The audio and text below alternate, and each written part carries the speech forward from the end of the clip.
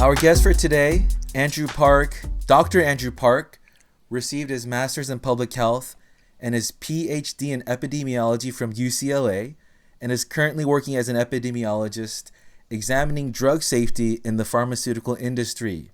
Wow, welcome, Andrew, Dr. Andrew Park.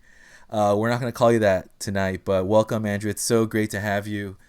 Come on, guys, say something to him. Welcome him as well. Welcome. My name. What's up, brother? Thank you. Good to be Yeah, on. we've been trying to do this interview actually for a little while. Run into some problems, namely centered around one individual, whose name I won't name, Steven. Anyway, yeah, dude, we're so thankful to have you here. And dude, let's just start. Let's just get into it. Hey, man, I don't know about you guys, but I feel like actually a lot of people don't really know what an epidemiologist is or does, or some people might not. Tell us a little bit just about what you do. Yeah, so I think when it comes to epidemiology, a lot of people, one of the big misnomers is epidermis, and people thinking we study skin diseases, right? Yeah. Or other things. But, man. Yeah, so an epidemiologist, the main thing we do is, we're looking at population level diseases.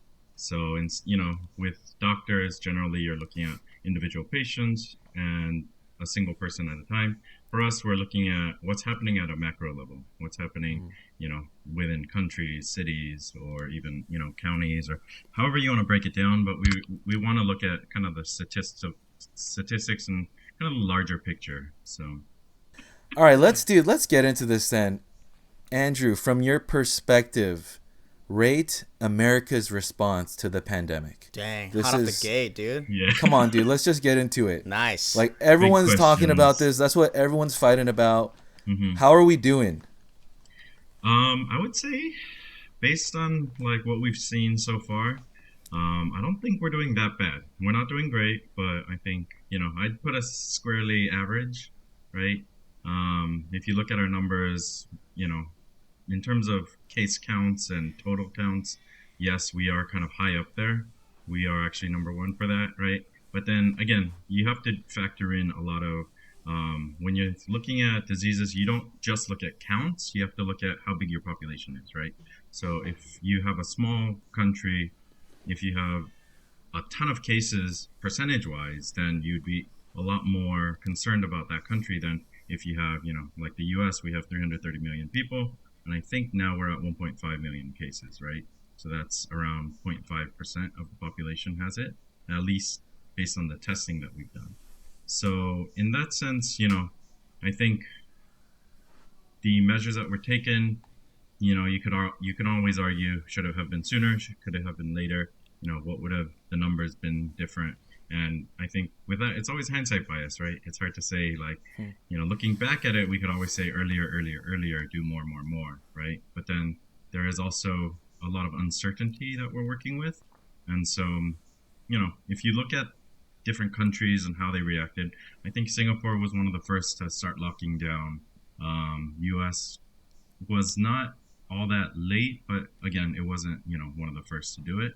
But for me, I found it interesting because if you look at South Korea, they actually didn't block travel from Wuhan until after Wuhan had been locked down already from China, right? So it didn't really do much to lock down. And a lot of South Korea's, their being able to do so well with the disease was individuals, people just chose to stay home. People chose, they wear masks already. So a lot of hygiene and things like that are different than the US. And so I would say, I think you could break down the question into how do you think the country's doing, like as the individuals, the people of the US, or how do you think the government's doing? And so I don't know if you have thoughts on either of the two. What are the numbers for those two categories? What do you mean? In terms you of mean rating. like the ratings? Yeah. I think the population's definitely going down, as we see what people are doing. Yeah. As this stay-at-home order progresses. But, government-wise, again, maybe like a 6, 7, 5. For sure. So Yeah. I think that's kind of it's kind of like, yeah, I guess it's kind of surprising that you would, rate it as average rather than, I think a lot of the news coverage is like that it's really poor. Mm-hmm. At least in like the, the kind of the mainstream liberal media. But I also think that's probably true when you compare. It's true that we're average when you compare the U.S. to like Europe, for example. If you look at the cases per million or whatever, I think our numbers are kind of in that average range. At the same time, I think that prior to the outbreak, I mean, a lot of the rhetoric was that America is the number one, has the number one public health agency. There's no country that's more prepared than America. And so I think part of like the perception that we're not doing a good job is that compared to expectations, maybe we're doing so much worse than maybe what the rhetoric was beforehand. Do you think that that's true, or I guess relative to like our perception, maybe is that why some of the reaction has been that way? Yeah, and I think a lot of it does have to do with how you frame it, right? And how you're Mm-hmm. looking at this.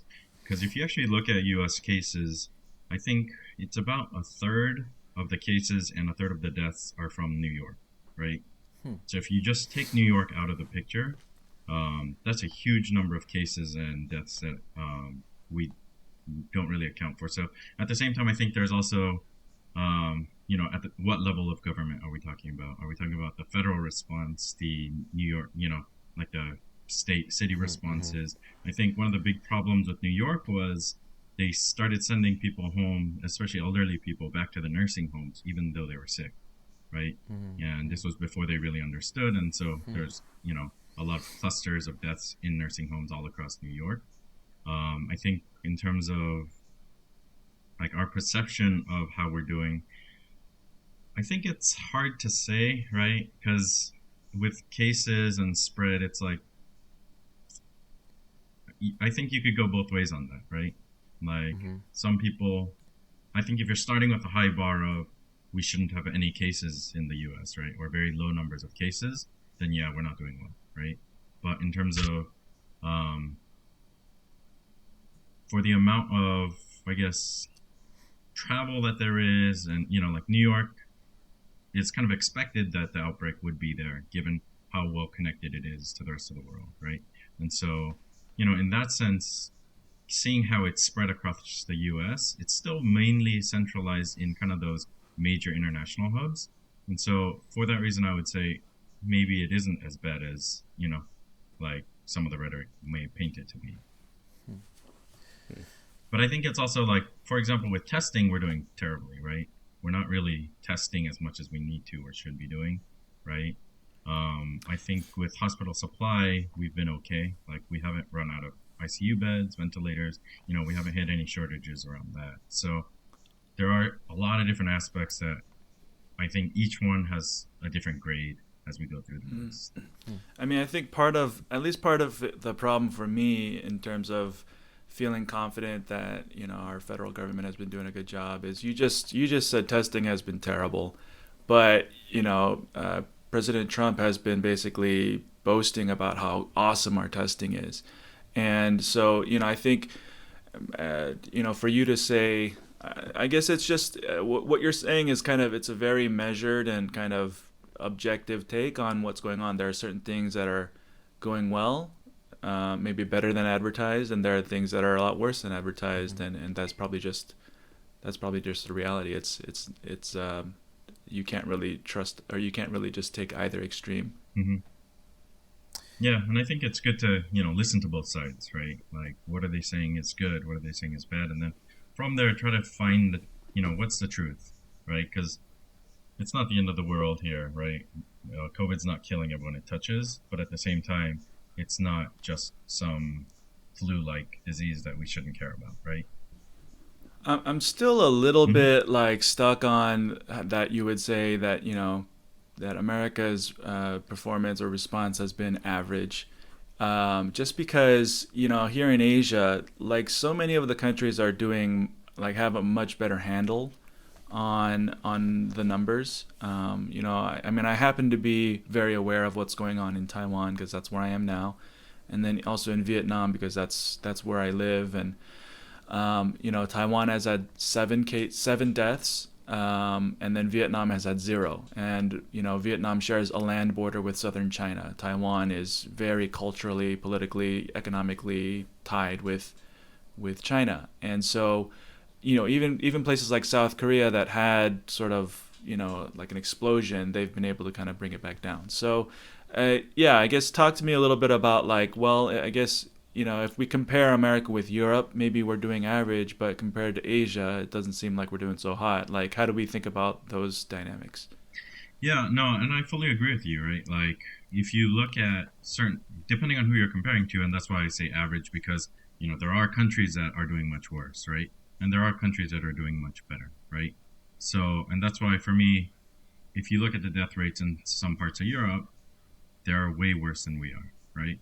And for me, that's what I consider, doing a really bad job, right? Versus, I would say New York is doing a really bad job, right? But the rest of the U.S. generally has been okay. Obviously, it's spread a lot more than we would want it to spread, right? Mm-hmm. So, again, we should have done something earlier is a very legitimate point, right? And I fully agree with that, right? But for me, I think it's difficult, if we are looking at past action and criticizing that without really assessing what's going on right now, because we're always more knowledgeable about the past. But I do fully agree with you. I don't think compared to Asia we're doing terrible, right? So it's again, where on that scale are we? Mm-hmm. How do you frame it? Yeah. Mm-hmm. What's your reference? Yeah. Race. Yeah. So it sounds like you're saying Asians are better. We have you on record saying that, or? Yeah, we'll send all of these sound bites to your company and whatnot. So.